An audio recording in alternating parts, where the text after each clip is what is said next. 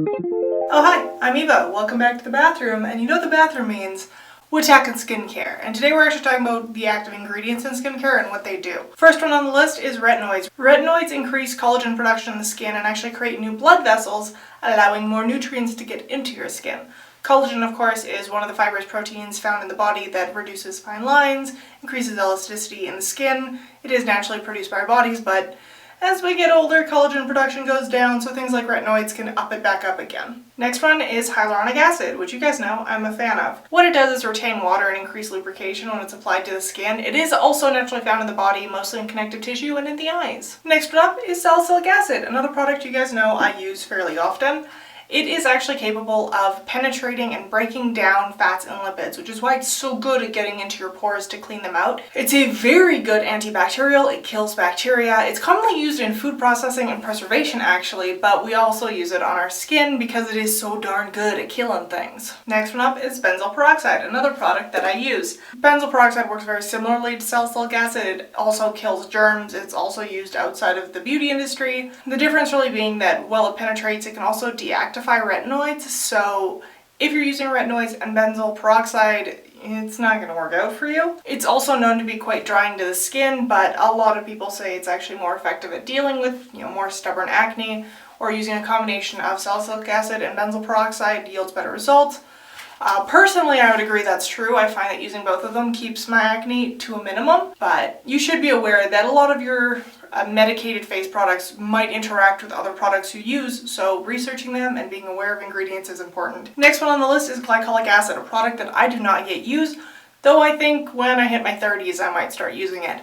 It's considered a chemical exfoliator, and the reason it's considered that is because it itself breaks apart the bonds in the upper dermis made of lipids that hold dead skin cells on your face. So instead of roughing up your skin with a cloth or with a physical exfoliator, it sloughs them off without having to do that. The next one is nicotinamide, a word I've never said out loud before. What it is another acne treatment, but this one works very differently. Instead of going in and killing bacteria, it actually reduces the amount of sebum that your skin produces. It's also a very strong anti-inflammatory that is often prescribed for inflammatory skin conditions. It does reduce how much sebum your skin produces, which for some people who have very strong cystic acne, it can change their life. Next one up is lactic acid, something that you might recognize as a word that's on most of the cosmetics in the industry. It has two purposes. A, it can break apart non-soluble things and make them soluble, which is really cool. And the second thing is that it's a very common disinfectant used in cosmetic products. The disinfecting, I'm gonna be honest, is not the coolest part of that. The fact that it can make non-soluble solutions into soluble solutions is super, super, super cool. The next one on the list is zinc oxide, which you will recognize on products like this one, but not this one. Sunscreens is what I'm talking about. This one has a different agent in it, but you'll most often find it in sunscreens and some foundations that have SPF protection. What makes zinc oxide awesome is that it has both UVA and UVB protection, so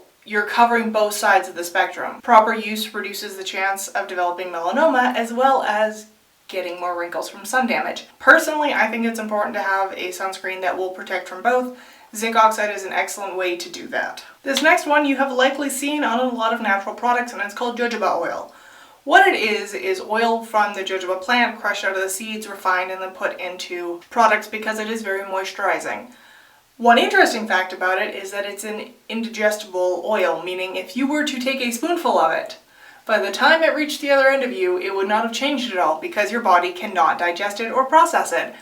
So it would not be a good day for you. Do not eat it. Do not swallow it. If you see a supplement that says there's jojoba in it, just be warned what's going to happen to you because your body can't break it down. The reason it's become so prominent is because it is from a plant. So companies have been using it in order to get the cruelty-free stamp, in order to get the natural stamp, the environmentally friendly stamp. And that's not to say the products that have jojoba oil in them are falsely trying to lead you down a road.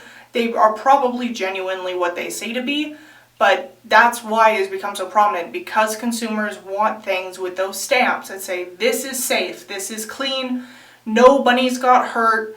That's why it's become so prominent. The prominence is not actually derived from the fact that it is so much better than traditional ingredients, it's just that it's a plant-derived ingredient. Talking about naturally derived ingredients, tea tree oil, that thing we like to use on everything. Now, I'm going to be a little careful talking about this because I know a lot of people really love tea tree oil, but I think it's important to get some facts out there. So, there is a list of things that tea tree oil supposedly can do, and that is treat acne, treat dandruff, treat lice, insect bites, fungal infections, and bacterial infections. None of this has been definitively proven. No study has ever been able to find that this is accurate information. And the reason I'm saying this is that there are so many products on the market that say that because it has tea tree oil, it will be able to do things. With no testing, there is no guarantee of that. So in the case that you have an infection or your kid has an infection, please visit your doctor. I should also point out it's poisonous if ingested, and no health organization that I could find says that it is safe for use on children. In fact, they advise not using it on children. So, I mean, the information's out there now. That being said, my favorite mask is my tea tree oil face mask by The Body Shop. It's a night mask that I really, really like. I personally feel that it's had an impact on reducing my acne, but it could be other ingredients in it. I don't want you to stop using a product you love because there's tea tree oil in it. I just want you to be aware that the claims that it can solve all the problems are likely not true, and if you are in an actual situation where you have infections on your body, you should see a physician. Moving on. Our last two are actually pair alpha hydroxy acids and beta hydroxy acids.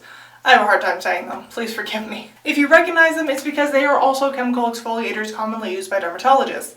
They are very, very, very, very, very good at breaking apart the bonds between the dead skin and the fresh new skin underneath and allowing them to slough off your face or anywhere else you put them. They are very effective, which is why dermatologists enjoy them so much. And that brings us to the end of hanging out in my bathroom today. I hope you enjoyed. If you learned something, I would be very happy because that was the intent of me making this. And if you have information that you could share, I would love to learn, and I'm sure other people would love to be able to learn from your experience and your knowledge as well.